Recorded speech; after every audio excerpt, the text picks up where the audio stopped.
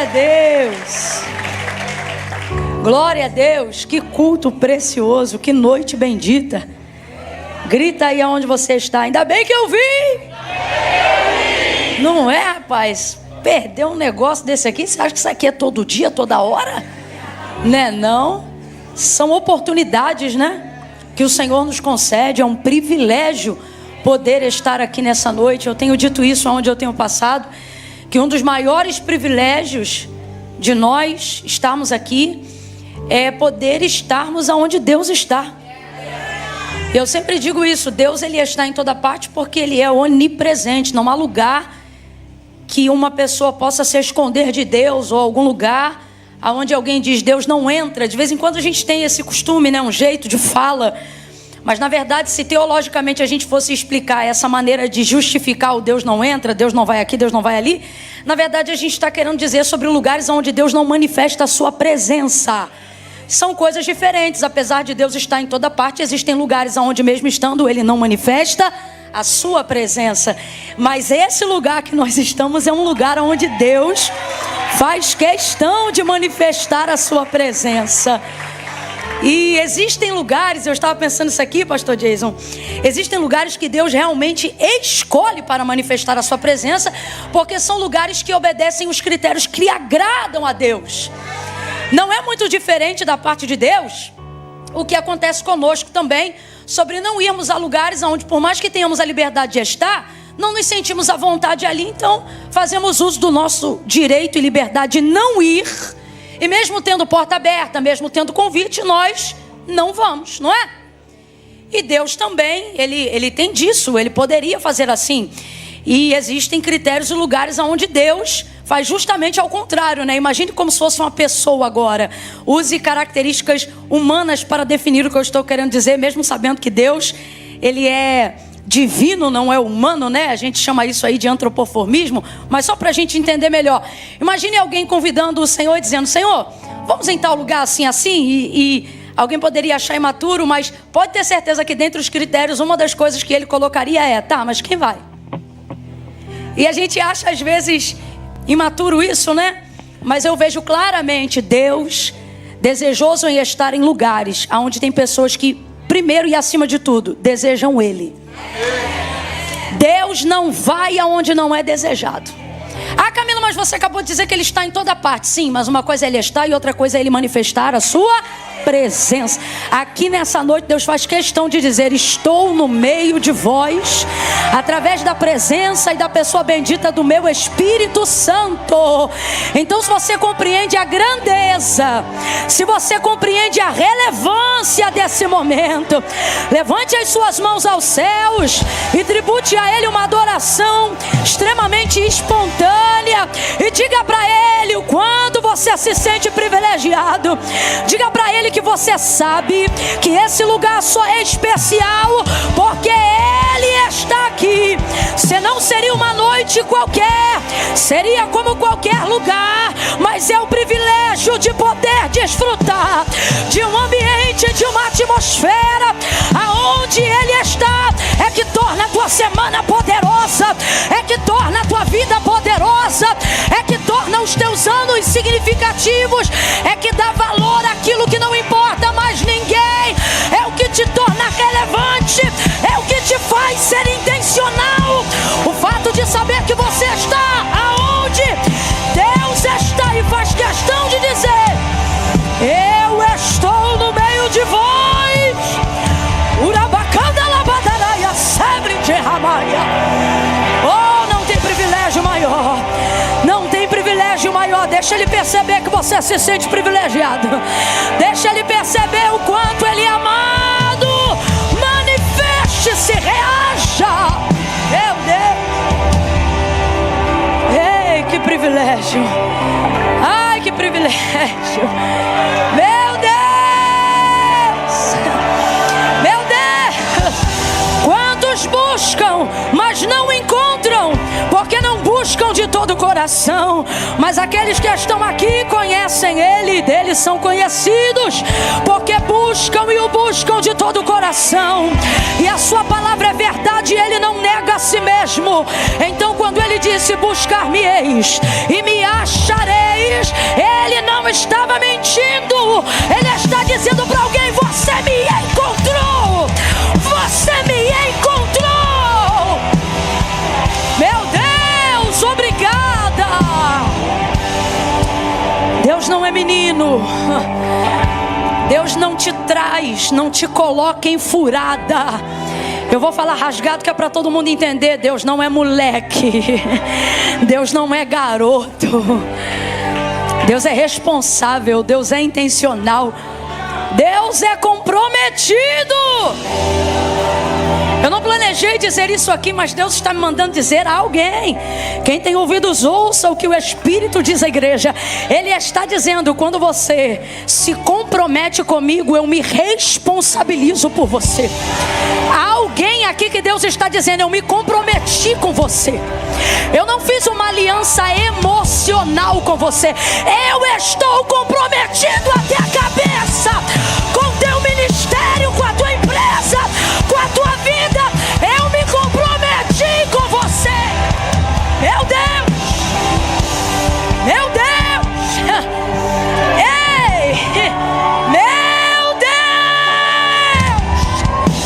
Não sou teu amiguinho, não sou teu colega, não sou sócio meia boca. Eu me comprometi. Eu estou comprometido.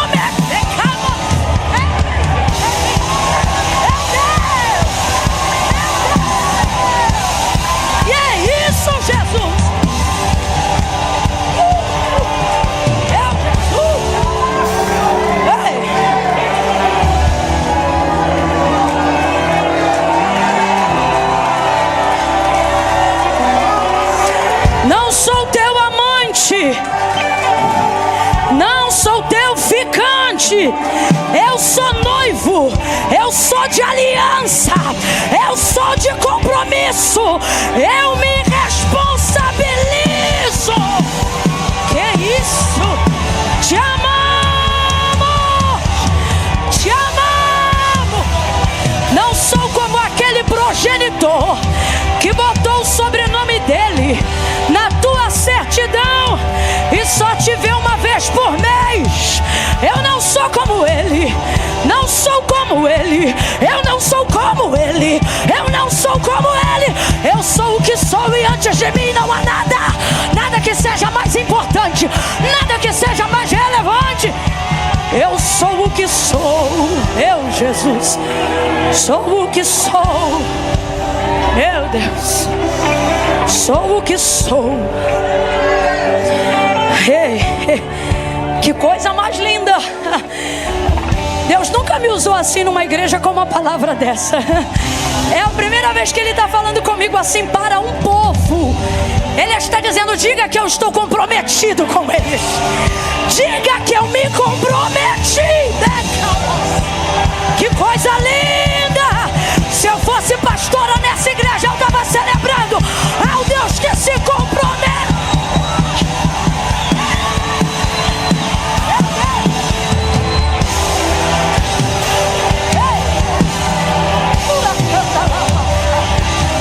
Santo de Israel. Aleluia. Aleluia. Glória. Você sabe que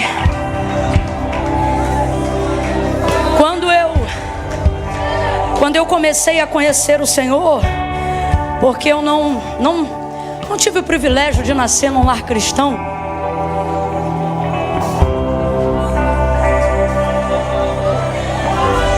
E aí quando eu comecei a conhecer o Senhor, eu fui tão inundada da graça, do amor de Deus, que eu me lembro de querer que as outras pessoas fossem inundadas dessa mesma graça. E aonde eu passasse, eu queria que elas conhecessem esse Deus e se envolvessem com Ele e soubessem que elas não estão sozinhas, porque eu conhecia o Deus onipresente e compreendia isso que eu falei para vocês no início, Deus que está em toda parte.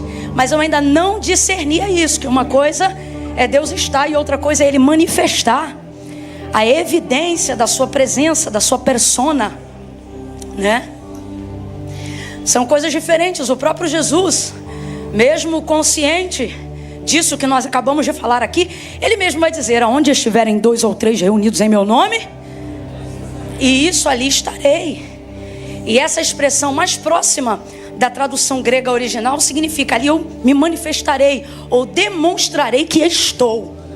É o que nós falamos sobre a manifestação da presença. E aí o que acontecia? Eu, nesse afã de querer compartilhar Deus com todo mundo ao meu modo, eu me lembro que qualquer pessoa que eu visse numa posição de sofrimento, alguma circunstância difícil, eu queria na hora consolar essa pessoa. E aí eu sempre dizia assim para ela: Deus é contigo, Deus é contigo, Deus é contigo, Deus é contigo. Qualquer pessoa, eu sentia que a pessoa não estava bem, não fica assim, Deus é contigo. Aí um dia Deus disse assim para mim: para, porque eu não sou com todo mundo não.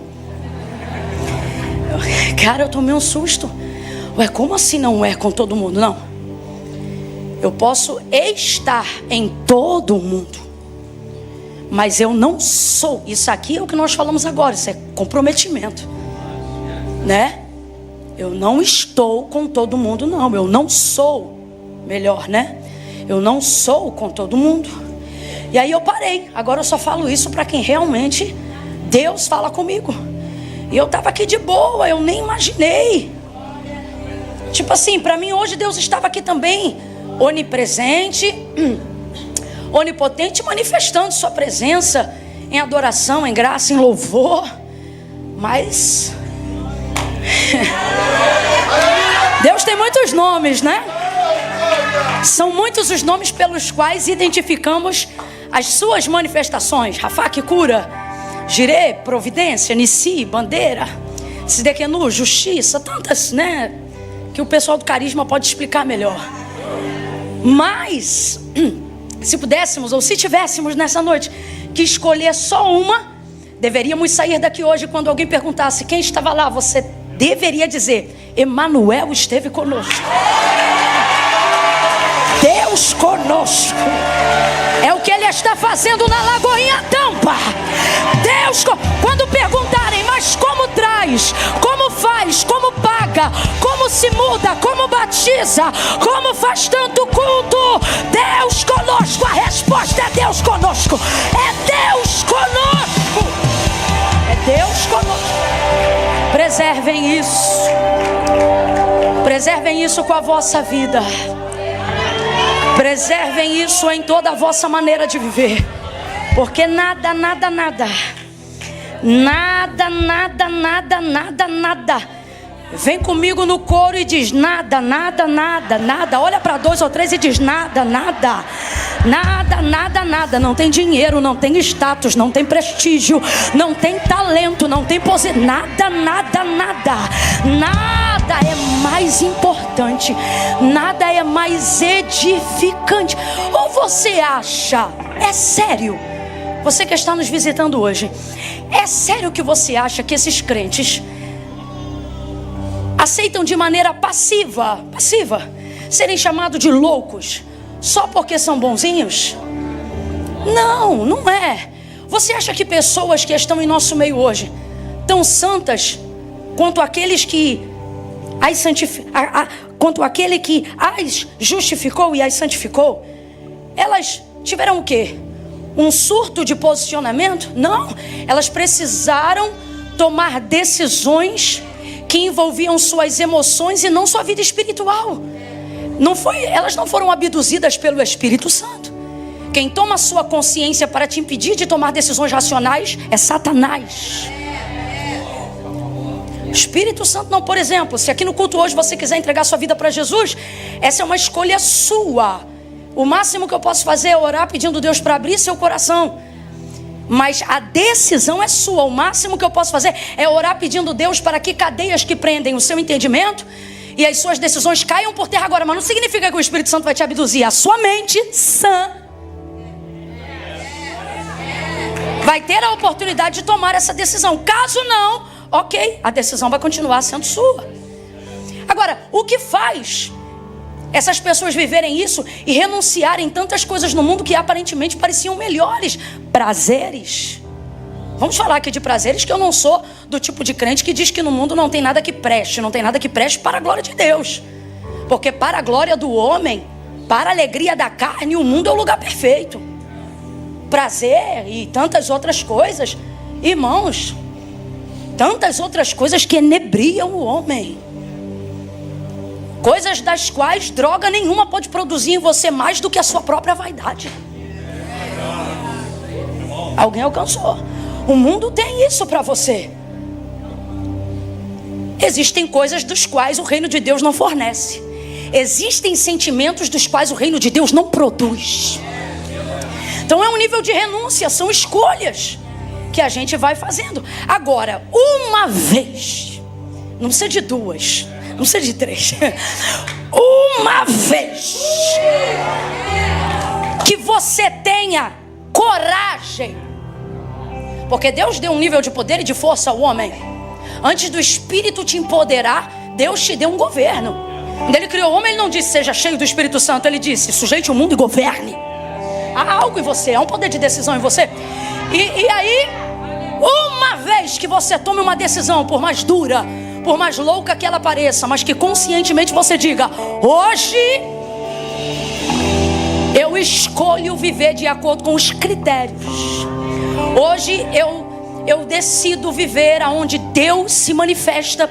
Hoje eu quero que o lugar que Deus se manifeste não esteja mais sujeito à geografia da igreja que eu visito domingo, mas esteja na geografia que eu pisar, desde que Ele esteja em mim. Hoje eu quero ser o lugar que Deus habita. Daí uma vez que você ousadamente, porque eu vou te falar um negócio, na igreja fala-se muito de homem de Deus, mas eu vou usar esses 2 minutos só para falar de homem. Eu vou usar esses 2 minutos só para falar de mulher. Quando você está num ambiente como esse, fala-se muito, fulano é homem de Deus, ciclano é homem de Deus. Mas já percebeu que antes de ser homem de Deus, primeiro tem que ser homem? Antes de ser mulher de Deus, veja, até a nomenclatura, antes de ser mulher de Deus, primeiro vem mulher. O que a gente entende com isso? Que existem coisas que competem a você e não ao Espírito Santo agindo em você. Não é isso? Então, veja, existem pessoas que para ser homem de Deus primeiro precisam ter coragem de ser. Você está me entendendo? Não tem que consultar ninguém se você vai servir a Deus ou não. Coragem na sua decisão. Não vou para casa, vou fazer uma reunião individual, pessoal e transferível. Intransferível. Entendeu? É você. E aí uma vez que você toma essa decisão, você é inundado de um sentimento que nem as maiores drogas, caso alguém aqui tenha utilizado, tem o poder de te levar. Mano, é o tipo de coisa que fora da experiência só tem a especulação. Só sabe quem vive. Por isso Deus é muito claro na maneira como você deve conhecê-lo. Não sou eu que digo como você deve conhecê-lo. É Ele mesmo que adverte em sua palavra a maneira como Ele deve ser conhecido o seu. E usando a boca de Davi, Ele vai deixar claro para nós dizendo assim: provai e vede. Sabe o que Ele está dizendo? Experimenta. Você só vai conhecer se você experimentar. Quem aqui já viu alguma comida, algum alimento que olha, a aparência talvez não seja boa, ou a aparência seja boa, tanto faz. Você olha para a aparência, mas é o tipo de coisa que você decidiu rejeitar por algum motivo. Ou pela experiência que alguém teve de que comeu e não gostou. E aí a pessoa diz para você: não, cara, tal coisa eu não como, é muito ruim. Você já teve resistência em provar alguma coisa por causa das experiências dos outros que disseram que provaram e não gostaram? Fala a verdade, nunca teve nenhum alimento que apareceu para você e você disse: não, isso eu não como. Por quê? Porque é muito ruim. Aí a pessoa diz: mas você provou? Não, mas todo mundo que prova diz que é ruim. Aí você já fica com aquela ressalva. É ou não é? Mas você só pode definir de fato e de verdade com a sua experiência. Esse é o problema, querer que outros que não viveram o que nós vivemos validem o que nós vivemos. Deus está dizendo para alguém aqui: 2024 não é o ano que você pergunta para os outros como é servir a Deus. 2024 não é o ano que você pergunta como é servir no ministério. 2024 não é o ano que você pergunta às pessoas o que você sentiu quando você subiu as águas batismais. 2024 não é o ano que você pergunta para as pessoas o que acontece quando você é batizado no Espírito Santo com fogo. Em 2024 eu estou declarando profeticamente, você não vai dizer sobre o que ouviu dos outros quando experimentaram. Deus te trouxe aqui para dizer, esse ano é o ano de você experimentar, provar e ver que é bom. Você vai ver que é bom.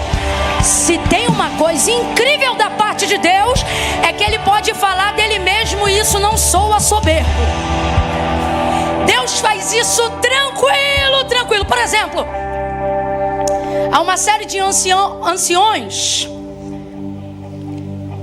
Você parece até que está numa cúpula de conselho, né? Só que pela boca do profeta Isaías diz que ele ajunta as águas numa porção, pegando tudo aquilo que está sobre água, seja na atmosfera, seja subterrâneo, enfim. E tudo isso não passa de uma gotícula na sua mão.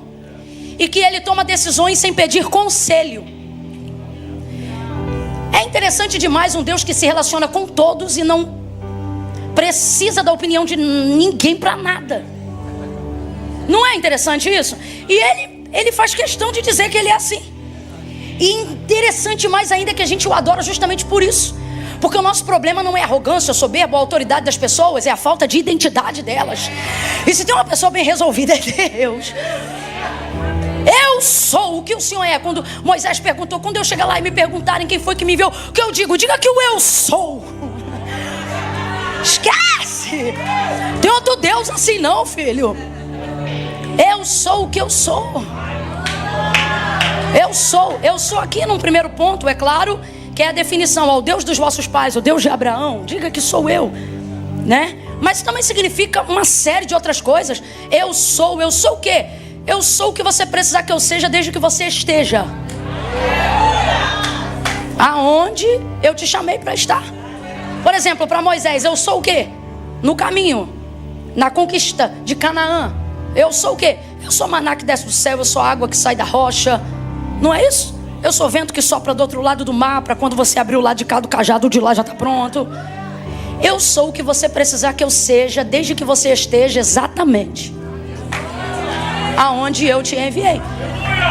Então, enfim, esse é o Deus que nós servimos. E diante desse Deus, uma vez que você consegue acessá-lo, vem comigo e diz, provar. Só quem consegue fazer esse som do palato, faça agora, fazendo. Isso. Sabe? Só depois que você prova, que é isso que você sente, que você experimenta pessoalmente. Isso tem um poder maior do que... Rapaz, isso tem um poder tão grande que não precisa experimentar todo dia. Se experimentar uma vez,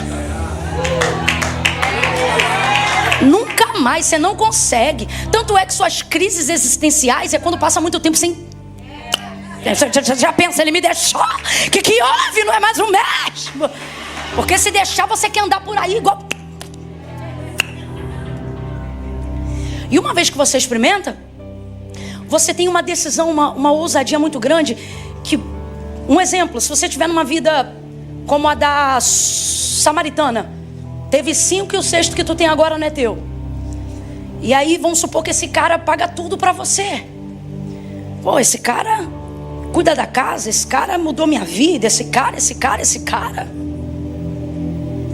Aí você conhece o Jesus no poço, que nem aquela mulher. Você vê, olha que coisa interessante.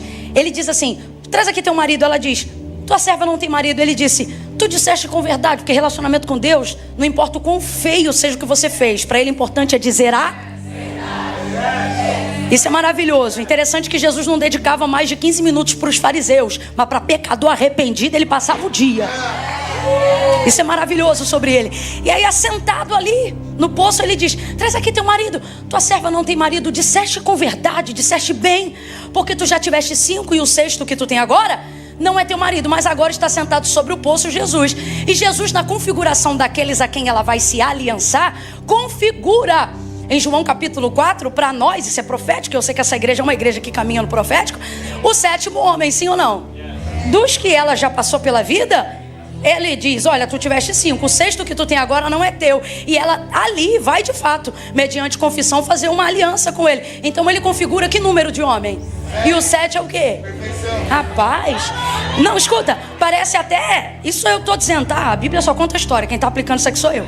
O que o texto está dizendo, o que eu vejo o texto dizer para mim, que vejo dessa maneira, é Deus dizendo assim, tudo que você rodou, tudo que você tentou, vou falar como se ele tivesse voz agora, nesse aspecto. Você estava à minha procura. Você queria alguém como eu, então você está tentando. Sobre esse lance de tentativa, eu fiz um vídeo uma ocasião que estava me aborrecendo um pouco. Quando saiu aquela nova rede social, que inclusive eu nunca mais visitei. Como é o nome daquela rede? Paralela ao Instagram, qual é? Threads. O dia que eu tiver essa pronúncia eu falo. E aí saiu essa rede. Aí todo mundo, isso não é de Deus, não sei o que, não sei o que lá, não sei o que lá. Rapaz, se a gente entrar no isso não é de Deus, tudo isso é do mundo. A primeira coisa que você tem que fazer é excluir todos os seus perfis. Você tem que sair do WhatsApp. Mano, isso tudo é do mundo, a roupa que você está usando. E deixa isso para outro dia, que isso dá pano para manga. Essa é uma discussão antiga. Mas enfim, o que eu estou querendo dizer? Quando saiu, foi um burburinho, um comentário por causa do raio do arroba que passa 3 vezes no formato de 6. Não é isso? E aí, a gente já associa isso imediatamente ao quê? Isso, o pessoal que faz carisma, né? E aí, aquela discussão, porque eu entrei. E o povo ator discute. Rapaz, você não tem tempo pra nada, mas pra cuidar da vida dos outros, a gente sempre arruma um tempo, né? Aí começou uma discussão. Me lembro que eu estava no aeroporto. Eu não sou muito de rede. Você vê que eu sou bem esporádica, a não ser que eu esteja envolvida num projeto de mentoria, um treinamento, alguma coisa. E aí, tô eu, rapaz, mas de boneca, cara inchada do jeito que eu tava. Eu botei o telefone, falei, meu irmão, e pá. Só não fiz igual o pastor Silas no final, descasquei e disse, Deus abençoe o Brasil. Mas o resto, meu irmão, eu vim e falei, gente, não sei o que. E se você entrar por esse aspecto aí, fiz uma brincadeira. Isso que eu tô falando não tem base teológica, não. É brincadeira de quem estuda um pouquinho, mas não tem base nenhuma. Inclusive as piores heresias são feitas por quem estuda. Mas escute, eu disse numa brincadeira, eu disse assim. Falei, rapaz, você sabe o que é o 666? É a tentativa de alguém que a vida inteira vai querer ser um 7. E o máximo que vai conseguir, isso é uma brincadeira, vou falar de novo. E nunca vai conseguir. Agora, o que eu estou querendo dizer para nós aqui? É uma aplicação. O que eu estou querendo dizer? A nossa vida, quando eu vejo a vida dessa mulher, a nossa vida se assemelha demais a isso. Tentativas de ser feliz, tentativas de acertar. Gente, quem foi Saulo, mesmo na condição de perseguidor, alguém que fazia o que era errado, acreditando que estava fazendo o que era certo. Ele disse, da seita dos fariseus eu fui o pior, o mais correto, o mais, entendeu? Agora você vê, tá ali agora sentado ao poço, essa mulher. Vai, João 4, abre aí.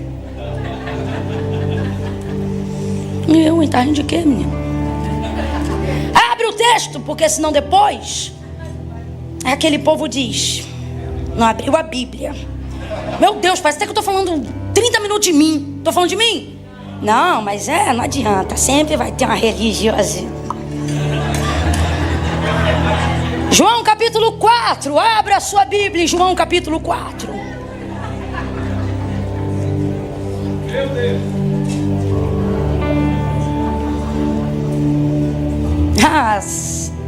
Se você achar que eu vou começar a pregar agora, você tem problema. Você precisa de ajuda terapêutica, acompanhamento.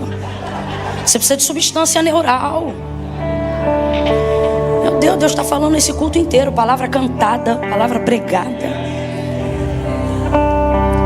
Ninguém abriu a Bíblia, é isso? Ah, tá. Gente, vamos embora voltar a fazer aquele barulho. Vamos lá, João capítulo de número 4. Versículo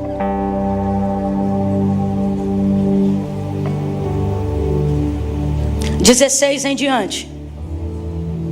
Diz assim o texto: Disse-lhe Jesus: vai, chama o teu marido e vem cá.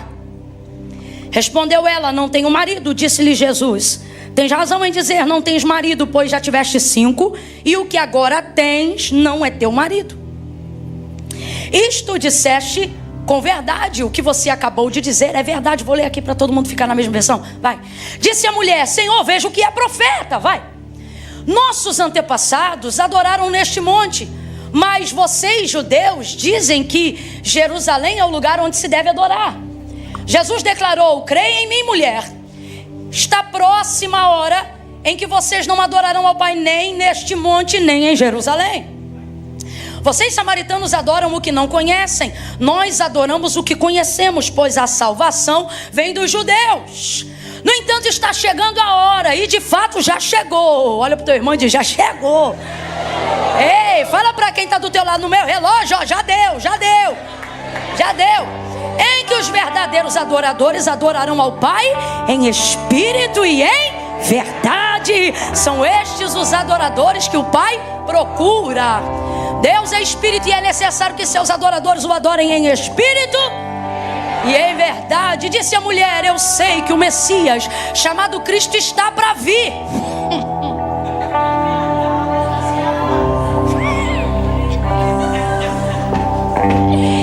E quando ele vier, ele explicará tudo para nós. Então Jesus declarou: eu sou o Messias, eu que estou falando com você. Pode parar por aí que na parte dos discípulos já entra carne, vai. Estou brincando, mas até aqui. Jesus disse: sou eu que falo com você. Olha a situação dessa mulher. Jesus sentado sobre o poço, Ele que é a fonte, sentado sobre o poço. Sentado sobre o poço, chega ela, alto do meio-dia, horário que não é comum. É o constrangimento dela que faz a agenda dela. Esse horário não é hora de pegar água. Quem está entendendo, diga amém. Presta atenção, meio-dia não é hora de pegar água. É costume das mulheres pegarem água. Essa tarefa é delas. Mas também é costume que seja de manhã, quando o sol ainda não está no posto mais alto do céu e logo o calor não está tão escaldante. Haja vista que é um serviço que emprega exercício físico e muita exposição. Então esse não é o horário comum.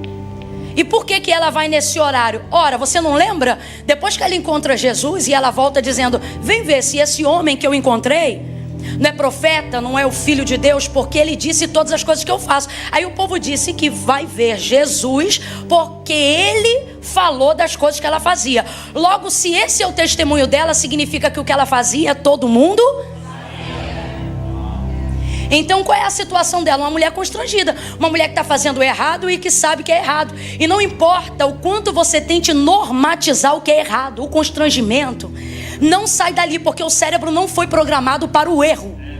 O cérebro, isso é divino. Você pode perguntar isso para qualquer neuro. Ele, quando acontece algo, é um defeito, ou neural, ou quimicamente substancial. A programação de um cérebro não foi feita para o erro. Por que uma pessoa desenvolve um tique de mentira? Tique, um jeito. Por que não... como é que chama aquele negócio que afere a mentira? Polígrafo, não? Alguém sabe dizer? É polígrafo, não é que algumas agências especiais utilizam? Por que aquilo de fato e de verdade não garante 100%, mas garante um apontamento a um nível de instabilidade para quando uma pessoa que, por mais que seja especialista em mentira, evidencia algum sinal? Ah, Camila, mas tem gente que consegue enganar até o polígrafo. Esta pessoa criou um mecanismo para enganar. Por quê? Porque o cérebro não foi programado para programar o que é errado. Então todas as vezes que ele faz isso, ele precisa desenvolver uma válvula, um escape para trazer manutenção àquilo. Então o que eu estou querendo dizer? Ao longo da nossa vida, quando não queremos tomar as decisões que eu falei no início, quando nos falta a coragem para fazer o que precisa ser feito, quando estamos na busca do que acreditamos ser a felicidade, o propósito ou a razão da nossa vida, mas sobre a justificativa de falta de oportunidades ideais para viver a vida ideal, eu começo a me associar a pessoas erradas, a assinar contratos errados, a me submeter a subornos e a tantas outras coisas erradas. Por mais que eu tente normatizar aquilo para me beneficiar da mentira, a verdade é que que a mentira, o engano não beneficiam. Eles vão gerar em você uma série de tiques, uma série de problemas, uma série de falhas, de tal forma que a vida que você acha que hoje vive e é livre, na verdade ela é uma agenda programada e ela é governada pelos seus sentimentos mais ocultos. Veja o texto. Ela chega no alto do meio-dia, um horário que eu já disse que não era comum. Por que ela faz isso? Motivação de constrangimento. Porque se é um horário e é um costume e as mulheres se encontram, inclusive esse é um momento de, tá me entendendo? De conversa, de fala. O irmão é mais crente do que eu, ele falou em comunhão. Eu confesso que eu pensei outra coisa. Aquela hora, sabe, entendeu? De comentar da vida dela. É aquela hora de comentar do que ela faz. E justamente por isso ela não vai na hora que todo mundo vai. Seria belo se pudéssemos dizer isso para falar que ela ou não se mistura, ou isso ou aquilo, mas a gente sabe a verdade. A verdade está no próprio texto. Depois que todo mundo acompanha ela ao poço para ouvir Jesus, todo mundo diz: nós viemos porque ela disse o que tu falou dela. Ou seja, todos nós sabemos que só um profeta poderia revelar a situação da vida dela. É uma vida oculta, é uma vida obscura, é uma vida mentirosa, é uma vida de engano. Então essa mulher vai lá no poço buscar água essa hora, motivada por constrangimento. Eu quero evitar olhares, pessoas, contatos. E essa é a desgraça do desgraçado pecado. Ele te leva para lugares que você não quer, em consequência do que você fez. O próprio fato de Jesus pisar em Samaria sendo judeu mostra na conversa dela com Jesus que ela queria o perdão verdadeiro. Ela queria, há nela uma motivação de sair dessa vida, mas ela não consegue. Por quê? Porque dentro daquela liturgia, daqueles dias antes do Messias, olha a conversa dela com Jesus. Ela já percebe que ele é profeta porque ele diz assim: chama o teu marido. Gente, Jesus sabia ou não sabia que ela não tinha marido? Sabia ou não sabia? Ele quando é bom, mas quando ele é terrível, ele é melhor ainda. Ele sabia, mas ela precisava confessar. Porque o que liberta você das decisões que você precisa tomar, do pecado que você precisa renunciar, não são as justificativas que você dá porque está em pecado. É a sua coragem de confessar que está, não preocupado em se justificar no porquê entrou. Ah, mas é que eu fiquei viciado porque eu tive um pai assim, uma mãe assim. Com Jesus essa demanda não funciona. Eu vou falar rasgado que é para todo mundo entender. Justificativas não podem fazer nada por você, mas confissões viram a sua história, mudam a sua trajetória. Aquele que confessa e deixa alcança. Não é juízo não, não é chibatada não, não é sentença não. Não é. Aquele que confessa e deixa alcança. Então o que o diabo faz? O que sua mente faz? O que o treinamento do engano faz? Cria em você a capacidade de continuar se justificando, para ter a quem responsabilizar, enquanto você ainda não tem coragem de se responsabilizar. E enquanto você não se responsabiliza, Deus não muda a sua história. Por que não? Porque Deus não está aparecendo para a cidade de Samaria. Jesus não está pregando no centro de Samaria. Veja. Jesus não procura as pessoas que falam dela. Jesus procura ela. Marca um encontro sem falar com ela, mas o encontro é com ela. Então de quem é a chance? De quem é a oportunidade? De quem é o privilégio? Você tem que entender que diante de todo confronto que você rejeita, é a porta do crescimento. Todo confronto que você tenta fugir, nele está a porta de saída do que você não quer mais fazer. Olha para alguém agora e diz: se a porta, não, diga: se a porta do confronto abrir para você, passa por ela. Deus está dizendo, porque aquele que a si mesmo humilhar, não tem essa história de que os humilhados serão exaltados. Isso não está na Bíblia não, filho. Isso é invenção de quem não aguenta se responsabilizar. Isso é conversa de quem não aguenta descer aqui dizendo é: não espera ninguém te humilhar. Desce primeiro, confessa, fala o que você tem que falar e viva o que só a chave da confissão pode fazer. Eu vou gritar confissão e você vai dizer: é a chave. Amém ou não amém? Eu disse confissão. Confissão. Confissão. Escute isso. Tem alguém aqui agora que se pergunta dizendo assim: Camila, isso é como deveria ser, mas a verdade é que não percebo evolução, transformação e tratamento verdadeiro nas pessoas que foram descobertas dos seus pecados. Elas ficam envergonhadas, elas são humilhadas, elas se tornam uma matéria da fofoca, elas vão para o último banco da igreja. Então o que você está falando não procede na realidade com o protocolo do que deveria ser. E aí eu vou corrigir. É exatamente como você falou. Eu não estou falando dos pecados descobertos. Eu estou falando dos pecados. Eu vou falar algo que diz respeito a todo e qualquer pecador, a começar por mim. Todo e qualquer pecador tem duas oportunidades diante de si: há de ser um pecador confesso ou um pecador descoberto. Mas não ficará não fica. Pode durar 10, 20 anos, irmão, não fica. Até o mundo sabe disso. William Shakespeare tinha uma frase. Tem, porque esse é o bacana de deixar um legado de conhecimento. Palavras e etc. A pessoa vai, mas as palavras ficam, né? Paulo dizia: eu estou preso, mas a palavra está livre. E é verdade. E o que estou usando um exemplo de alguém que não é cristão. Olha o que ele dizia: a alma não oculta segredos que a conduta revela. Foi aquilo que eu te falei. Teu corpo não foi programado para a vida de pecado, para coisa errada, para nada daquilo. Então todas as vezes que você entupir sua alma disso, vai transbordar por algum lugar, porque você não consegue ser a contenção necessária para isso. Vai vazar. Uma hora vão... Segunda palavra profética da noite: pastor, não fique triste, mas vai vazar. Deixa vazar. Se você é crente aqui, diga: deixa vazar. Deixa vazar.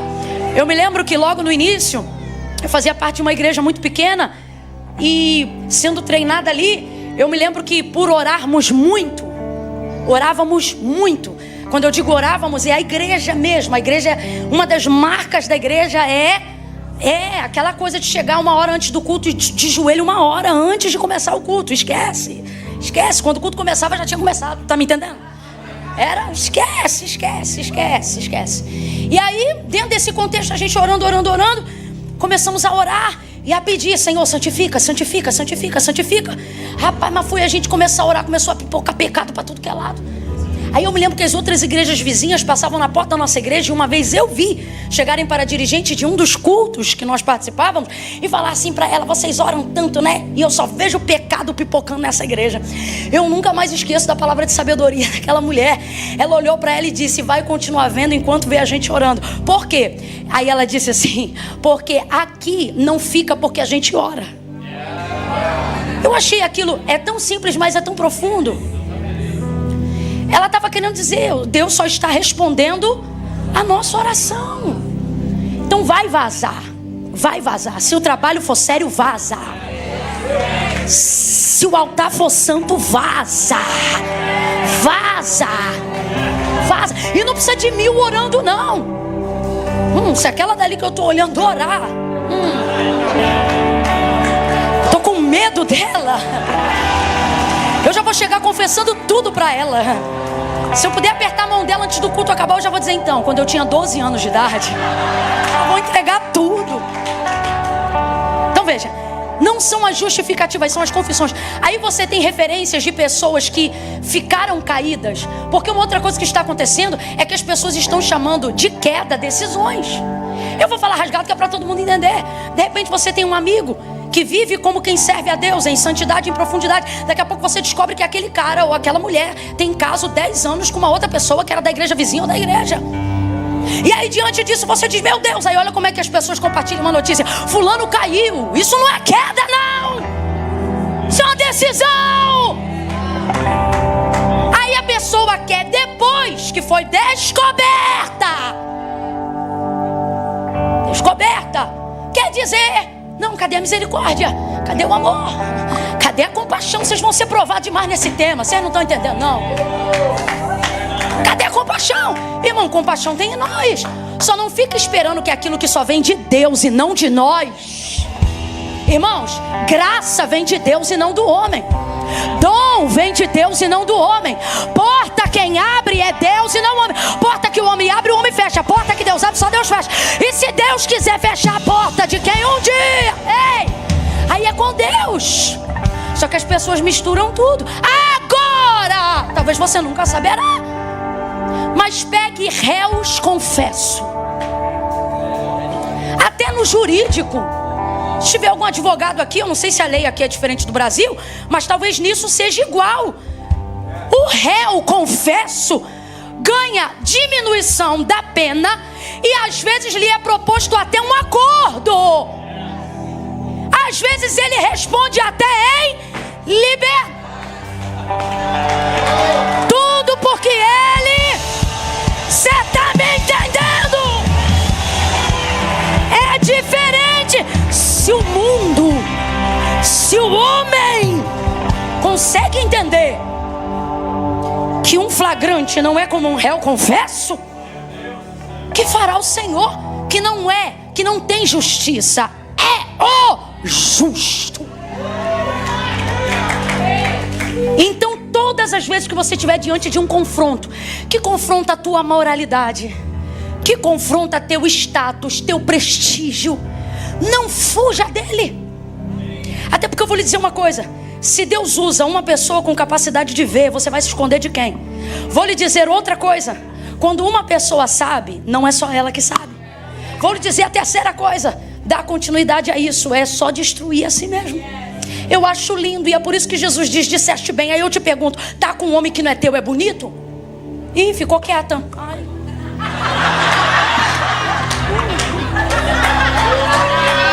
Eu vou perguntar de novo, finge que isso não aconteceu, abre a boca e responde.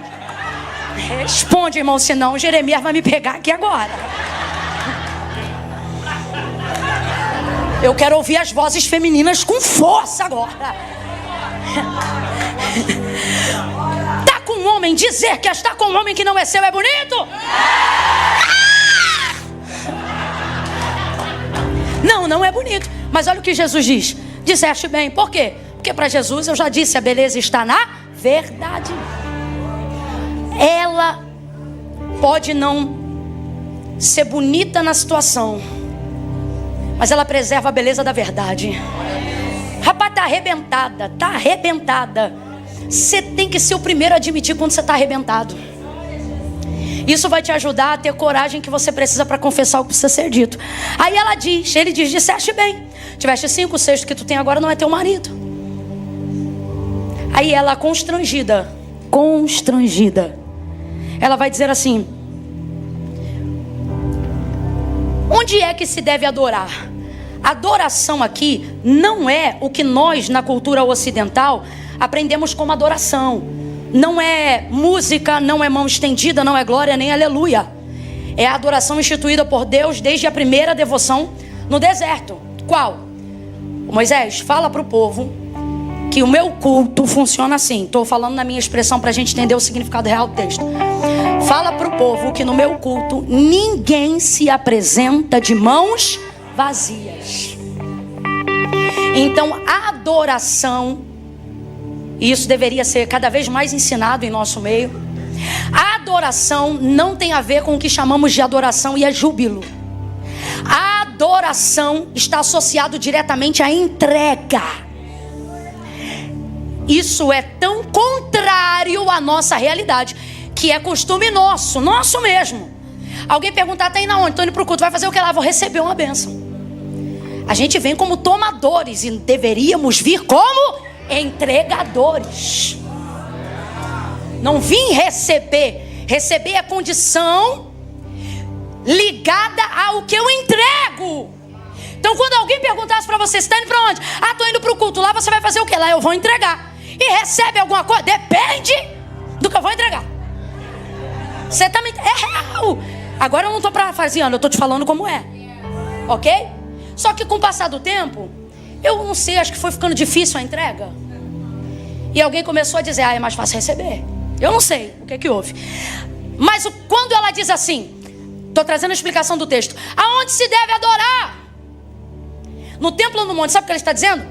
Aonde eu entrego uma oferta para a expiação desse pecado que acabou de ser confessado aqui. O que ela está querendo dizer é exatamente o que eu estou dizendo aqui para vocês. Ah, Camila, mas tinha que ter um dinheiro, alguma coisa? Não, essa é a forma que a gente tem num período encurtado do ofertório. O ato de devoção estava baseado na entrega, foi explicado por Deus a Moisés. Em Levítico a gente vê uma extensão longa disso. Olha, um exemplo. Ah, se você vai pedir perdão pelo pecado X, leva 2 bodes. Ah, se o que você quer é agradecer pelo nascimento tal, se você for rico, leve um novilho, um boi. Mas se você for pobre, leve uma rolinha ou 2. Deus sempre trabalhou com percentual. Eu acho isso lindo, porque o percentual, ele traz equidade. Não é? Não é tanto, é tanto do teu tanto. E o teu tanto não é igual ao meu tanto. E é Deus dizendo, eu vou querer o tanto é de cada um, de acordo com o seu cada um. Deus é.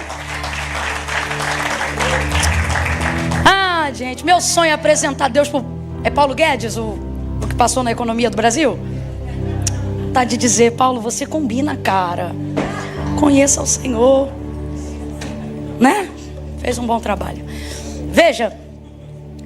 Então, o que ela está dizendo é, agora que o pecado foi confessado, eu preciso legitimar. O que é isso? Fechar o ciclo. Camila, mas eu já confessei, mas não fecha o ciclo. Porque vem aqui, conta, mas não fecha o ciclo.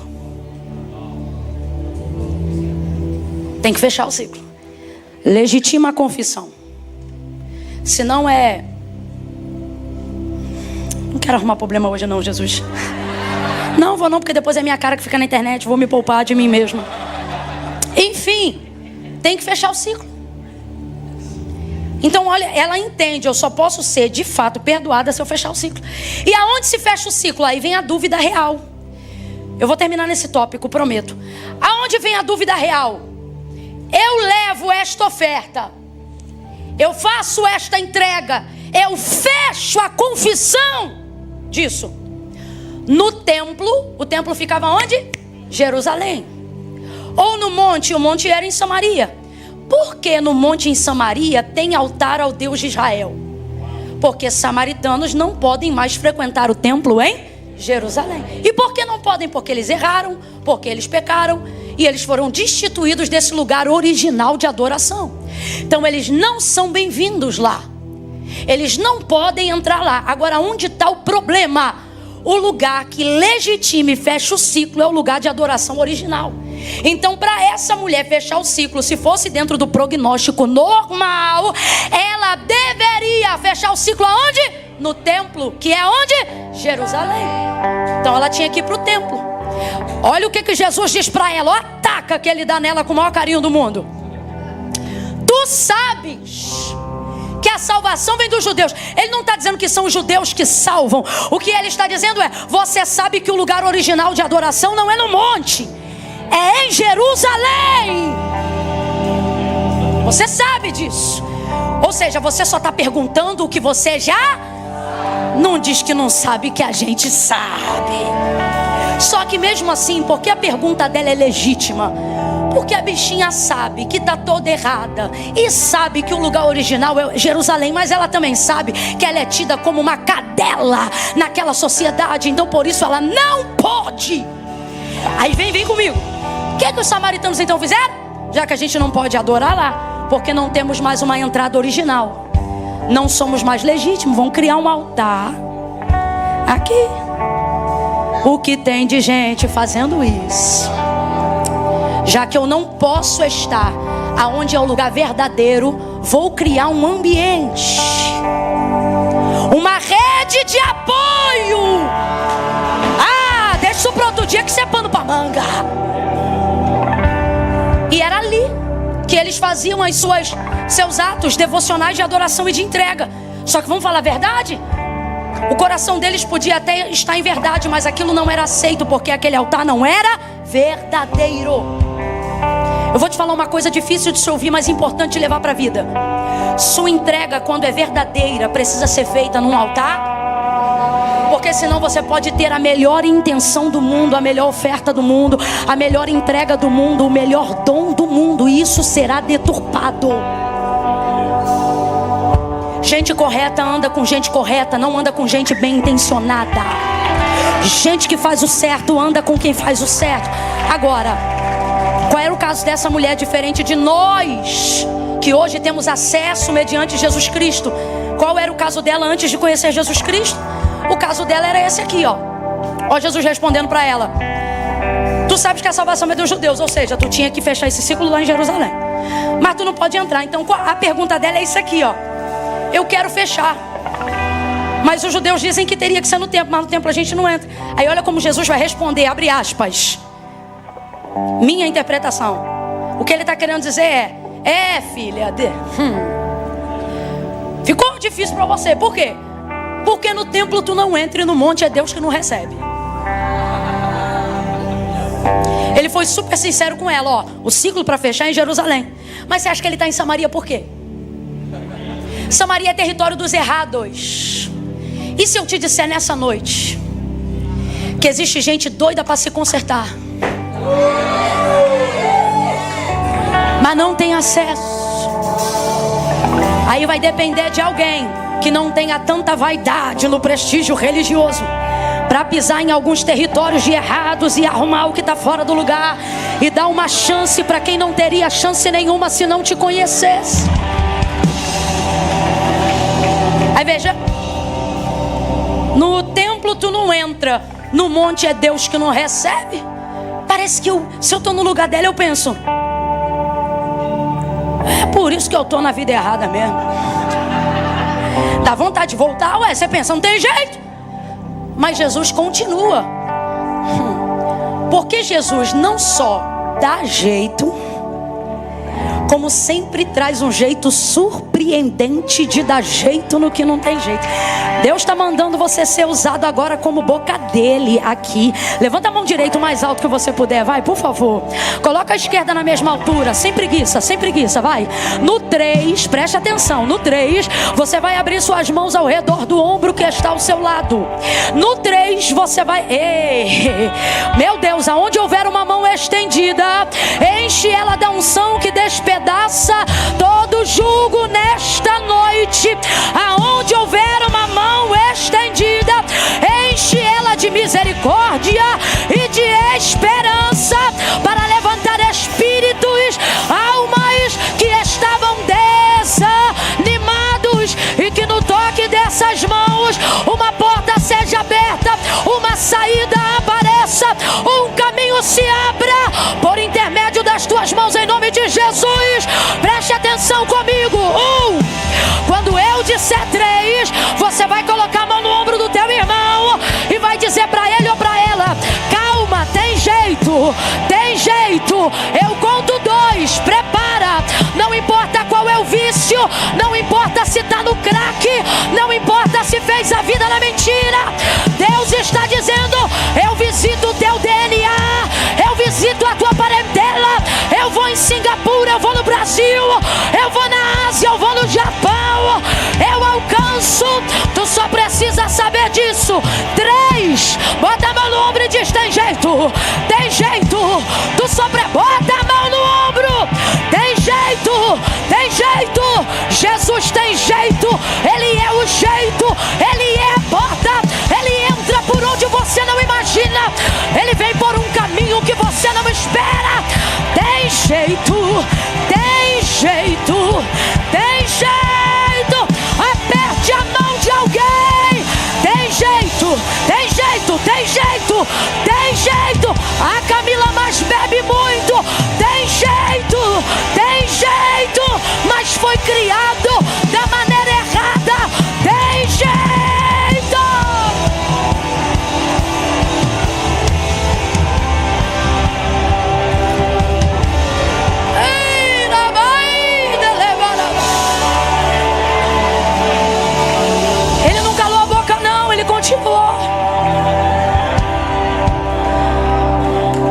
continuou. Ele dizia assim: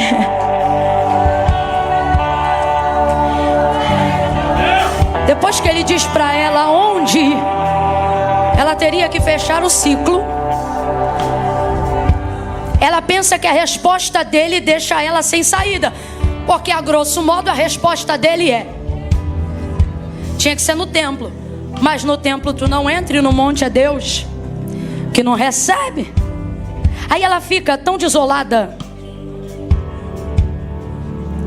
que ela diz assim: olha que mulher esperançosa. Só consegue sair do erro quem tem esperança.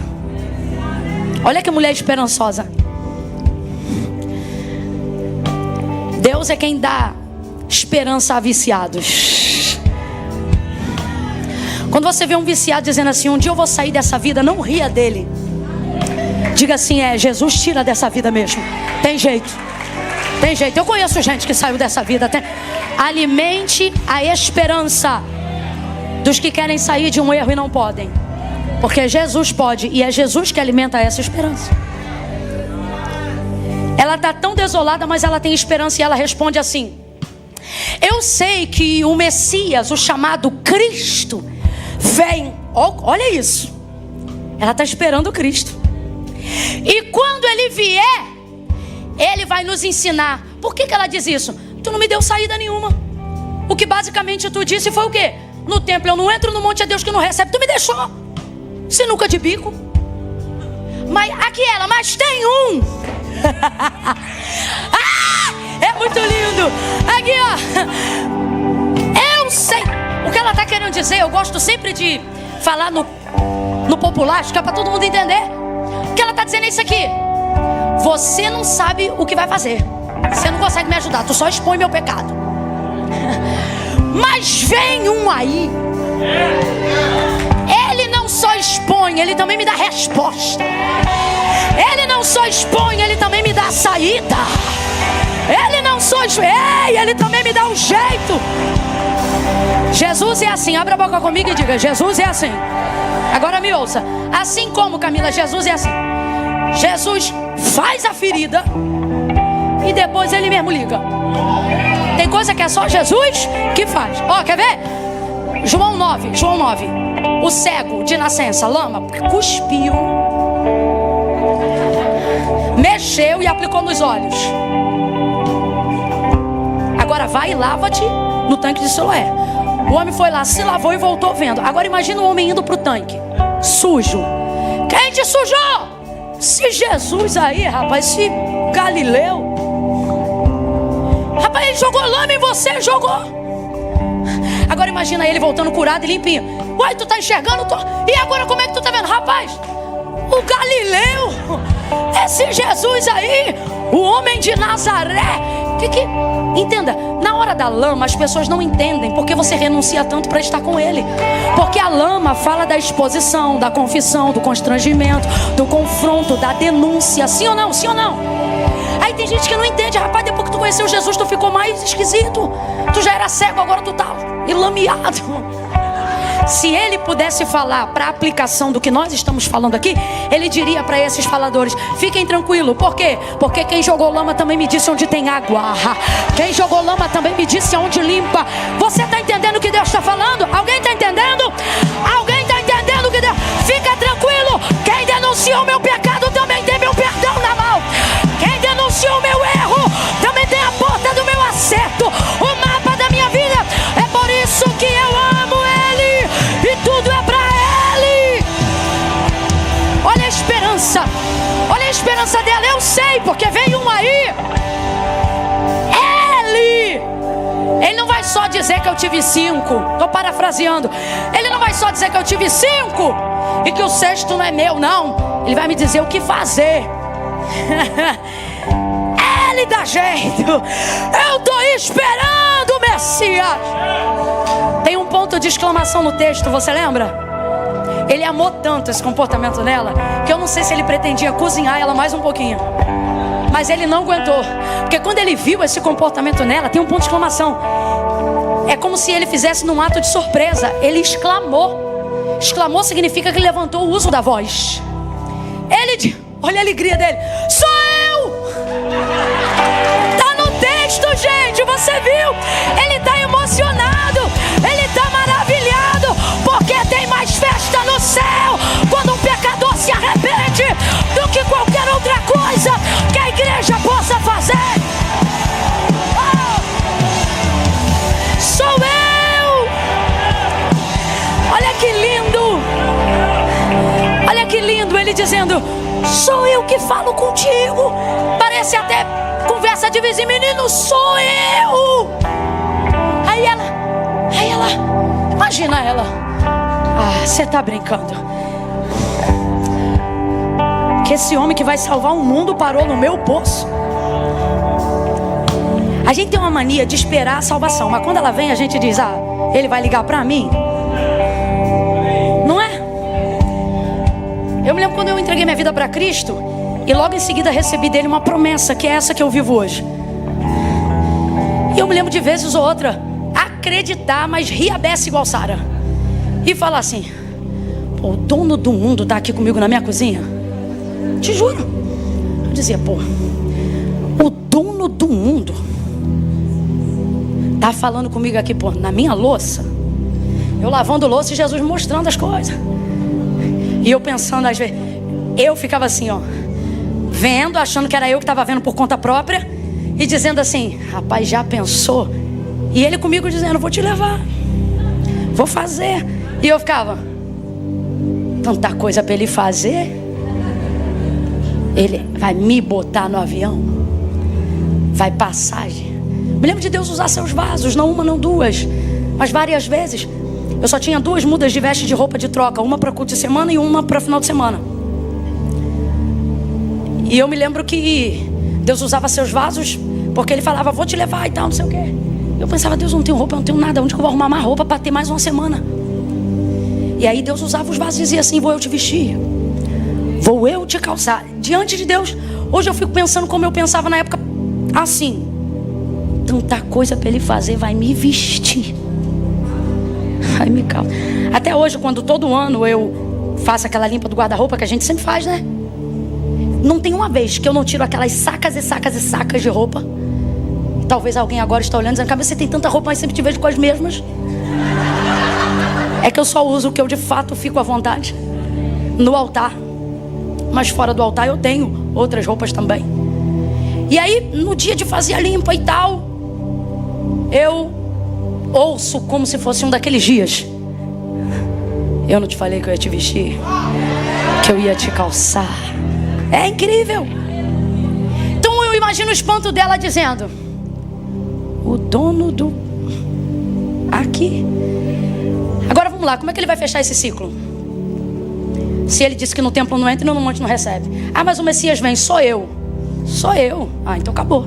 Aqui, ó: sou eu que falo contigo. Só que Jesus não quebra princípios. Olha aqui pra mim. Ele até quebra protocolos, mas não quebra princípios. Ele até quebra burocracia, mas não quebra. Qual é o princípio? Essa mulher, naquele contexto, antes de cruz, essa mulher precisa de um altar. Por isso o encontro foi no poço de Jacó. Aqui está o testemunho de quem Deus é: o Deus de Abraão. Ela precisa de um cordeiro. Eis o cordeiro que tira o pecado do mundo, sentado no poço de Jacó, falando com ela. Imaculado, santo, santo, santo. Agora vamos lá.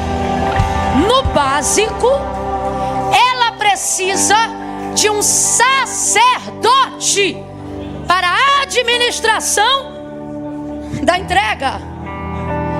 Ela conseguiu um bônus. Ele não só é o sacerdote, como ele é o sumo sacerdote. O sacerdote dos sacerdotes está falando com ela naquele...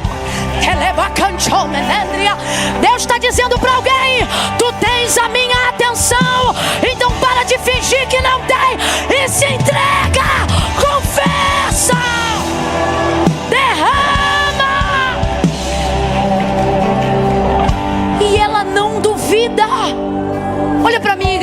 ela não duvida. Eu vou falar como Deus está mandando, o que eu vou dizer agora eu nunca disse. Quando uma igreja ora, como vocês oraram por essa conferência, Deus faz coisas que nunca fez. Essa é a segunda vez que eu estou dizendo que vou dizer uma coisa que eu nunca disse. Deus está dizendo assim: você quer sair da tua condição, na tua mente você pede ajuda, eu crio uma circunstância para chamar a sua atenção, e quando você tem minha atenção, você cria um mecanismo na sua mente dizendo: não é possível que alguém tenha tanta atenção.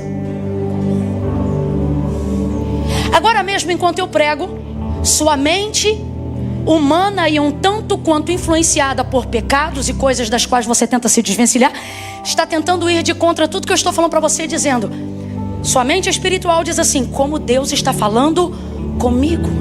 Mas a carne diz para você: você acha que esse tanto de gente Deus está falando com você? É muita atenção para você. Só que tudo isso é humano. Tudo isso é humano, isso é mental. Isso é a sina do pecado e do homem caído que você não sepulta até o arrebatamento da igreja. Veja, o que eu acho lindo nessa mulher é uma simplicidade que às vezes falta em nós. De que, Camila? De simplesmente acreditar na experiência que está sendo vivida. Agora eu te pergunto: o que você tem a perder em acreditar que Jesus decidiu dar atenção para você e mudar a sua vida? A minha pergunta é: o que você tem a perder? Eu vou te responder agora. Você pensa: eu tenho medo de me frustrar. E o Senhor está dizendo: interessante, esse medo você não tem quando faz coisa errada, mas está tendo em fazer a coisa certa. Logo, você deveria raciocinar que isso é o mundo militando contra a sua chance.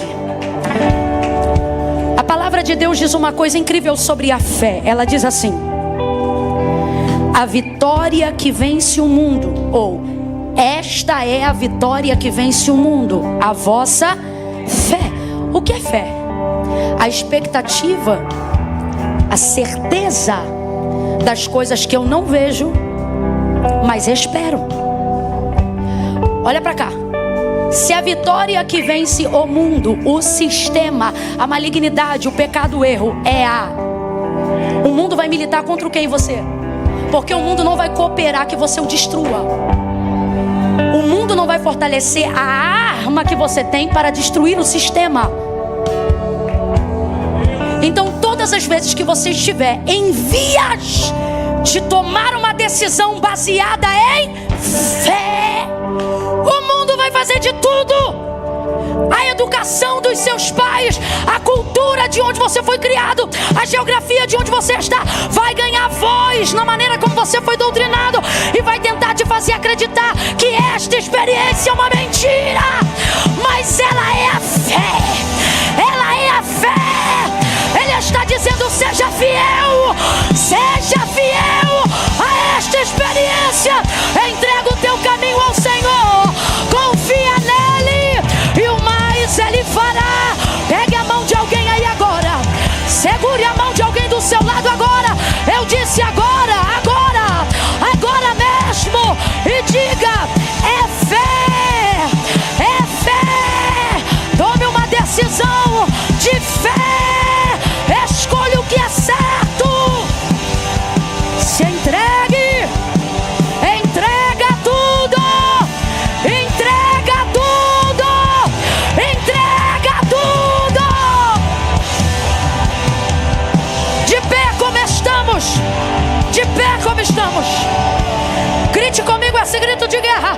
Diga assim: entrega tudo.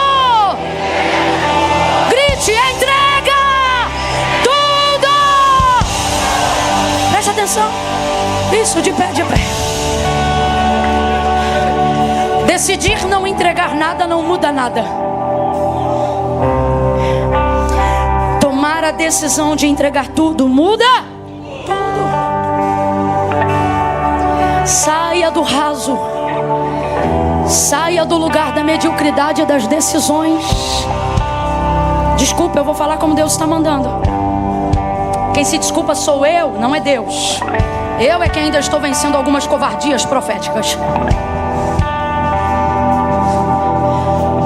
Deus está dizendo, você está tomando decisões medíocres, medianas, quando a fé que você tem já é o suficiente para tomar decisões radicais. Você está pronto para isso? Eu quero que você olhe para alguém mesmo não conhecendo essa pessoa, mas porque ela está na atmosfera onde Deus está entregando isso, eu estou autorizada por Deus a te autorizar a dizer isso. Então olhe para ela e diga, você está pronto. Você está pronta, você está pronto. Diga, se você está aqui, você está pronto. Se você está ouvindo essa palavra é porque você está pronto, você está pronta, você está pronto. Jesus passou por um campo cheio de milho e ele disse assim, olhando para o campo que todos estavam vendo, e ele disse assim, vocês dizem, falou para os seus discípulos, que faltam 3 meses para a colheita, ou seja, para esses campos estarem prontos para a colheita, mas eu vos digo, e ele estava falando não de milho, mas de pessoas. Aí ele diz assim, eu vos digo que esses campos estão prontos, que essas vidas, essas pessoas no mundo estão prontas para o reino, para o meu evangelho. Elas querem a salvação, elas querem a redenção, elas querem se livrar dos pecados, das culpas e das dores de decisões erradas que elas tomaram até hoje. Elas querem. Mas o que você aprendeu hoje aqui? Que só existe algumas maneiras de fazer isso, e todas elas te levam a uma única pessoa, a pessoa bendita de Jesus Cristo. Só Ele dá jeito para o que não tem. Ele perdoou ela, e perdoou, e deu uma oportunidade a todos nós, dizendo, ó, chegou a hora. Pergunta assim para o teu irmão, que horas são agora? Responde logo para ele e diz assim, é a tua hora. É a tua hora. Essa hora é tua, esse tempo é teu, esse ano é seu. É o ano do evangelho ter a maior relevância nas suas decisões. Esse é o ano, esse é o tempo, é agora. Tome decisões. Olhe para mim. Isso não tem nada a ver com o quanto eu preguei hoje. Escute, o que muda a sua vida não é quanto tempo eu usei para pregar, nem mesmo a revelação do texto. O que muda a sua vida é a decisão que você vai tomar diante do que você ouviu. Não são sermões que mudam a nossa vida, são as decisões que tomamos nos sermões que ouvimos. Eu quero te convidar. Eu vou dar uma oportunidade aqui agora, eu vou entrar nela, porque eu sei que a gente está debaixo de uma nuvem nessa noite. Estou nela, Deus, me considera também. Se compromete comigo também. Ó, tem uma oportunidade aberta aqui agora. Para quem já serve ao Senhor, frequenta a igreja, é um membro, é um pastor, é um pregador, é um servo da casa de Deus, é um homem de Deus, é uma mulher de Deus. Deus está dizendo, não te excluo dessa mensagem, ela também é para você.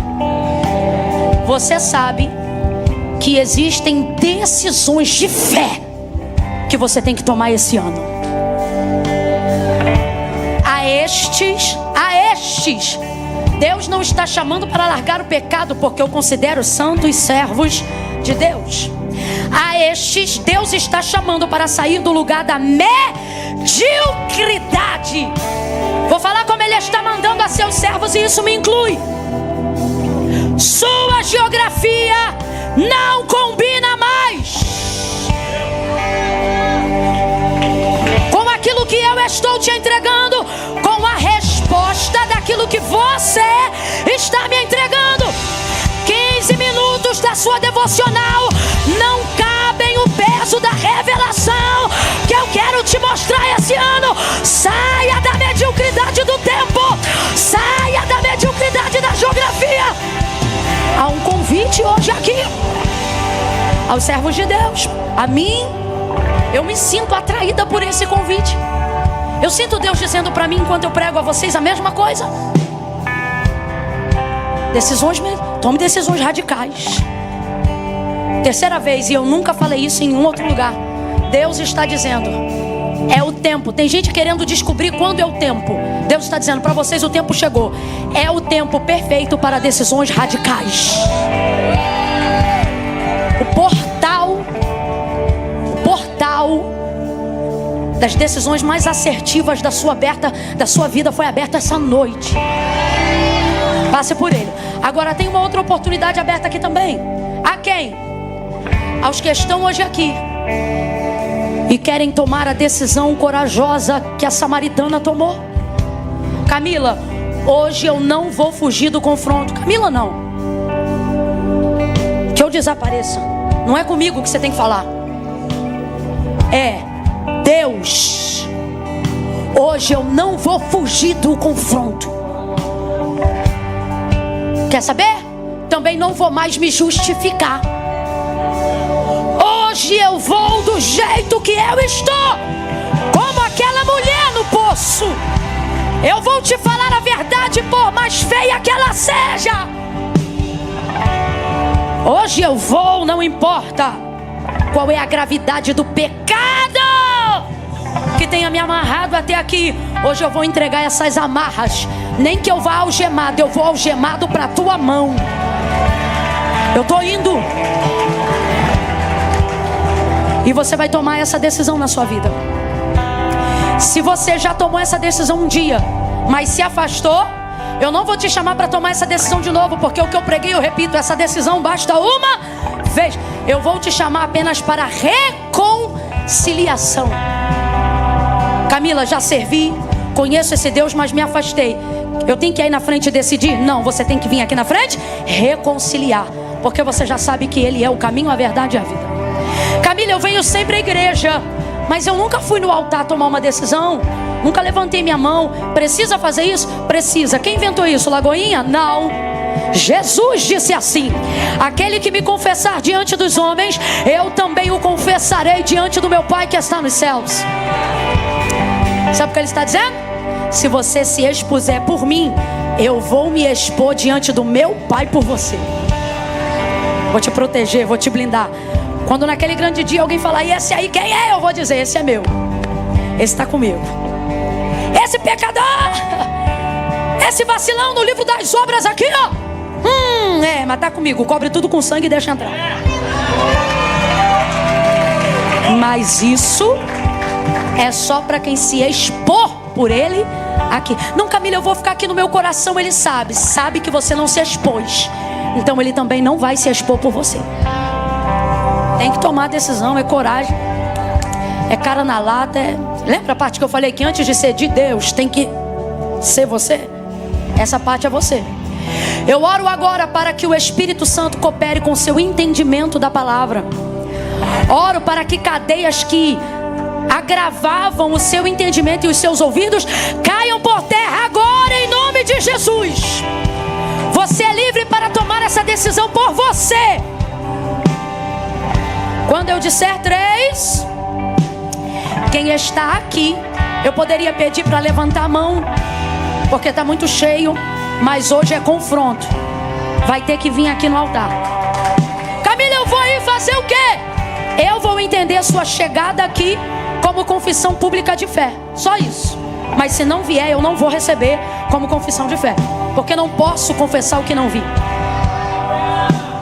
Mas se tiver a coragem dela, a dela. 1, 2, 3. Se você está afastado, está distante, se você precisa tomar uma decisão ao lado de Jesus hoje, tira teu pé do chão e agora vem pro altar. Vem pro altar de Deus agora. Entrega o teu caminho para Ele. Diga para Ele: eu entendi e me decidi. Eu entendi e me decidi. Eu tô decidido. Eu tô decidida. Eu tô decidida. Vem. Deus, e que se abram os céus, o teu reino vem, a nossa fé está no nosso Deus, e que se abram os céus,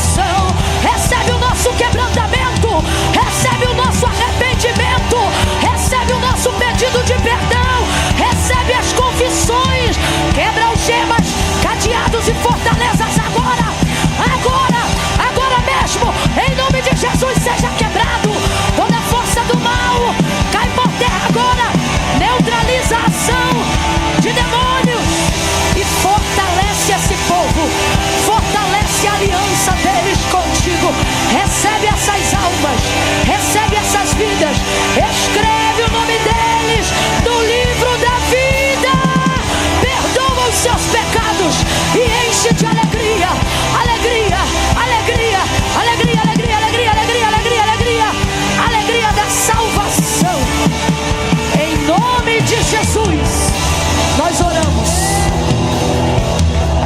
Nós oramos agora como igreja e concordamos com essa oração em nome de Jesus.